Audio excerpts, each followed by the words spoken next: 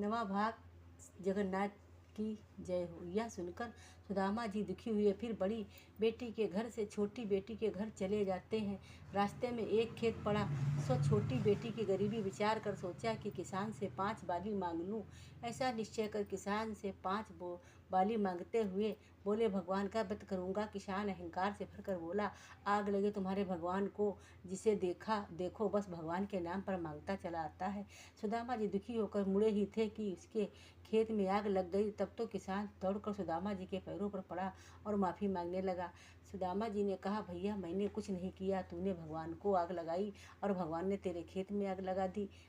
किसान ने प्रार्थना करते हुए कहा कि अब कभी ऐसी गलती नहीं करूँगा। ऐसा कर गेहूं की बाली लाकर अर्पण की तो जलता हुआ खेत हरा भरा हो गया।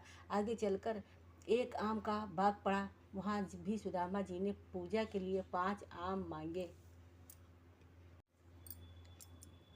आम के रखवारे ने दुर्वचन कहते हुए इनकार किया, सो बड़े जोर से आंधी चली कि सारे आम नष्ट होने लगे। यह देखकर रखवारी करने वाला दौड़कर सुदामा जी के शरण में गया और खुशामद करने लगा। दयालु सुदामा ने भगवान से प्रार्थना की तथा उसके फल ग्रहण किए तो आंधी शांत हो गई। इसके बाद बाली और आम ले सुदामा जी दोपहर को छोटी बेटी के घर पहुँचे और कहा, बेटी गोबर से चौका लगा कर रखे, मैं नित्य कर्म से निवृत्त होकर आता हूँ।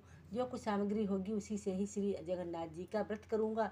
छोटी लड़की ने प्रसन्न होकर चौका लगाया और गरीबी विचार कर साहूकार के घर गई और अपने लड़के को बंधक बनाकर पूजन सामग्री घी खोया आदि अल्लाह के गुजिया पूड़ी गुड़ धनिया आदि बनाकर प्रेम से रखा। सुदामा जी के साथ सभी लोग ने भक्तिपूर्वक व्रत किया। कथा सुनी।